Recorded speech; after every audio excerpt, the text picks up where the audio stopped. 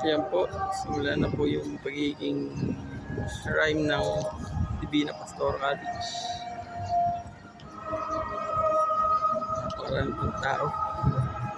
Ayan po. So, kung mahalagang araw sa lungsod ng Gapan, pagiging shrine ng Divina Pastora.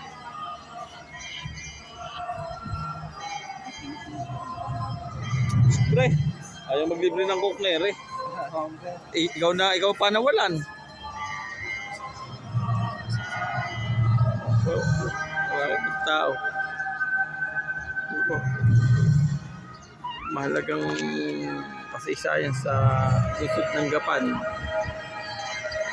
pagiging basilika at shrine ng Divina Pastora College.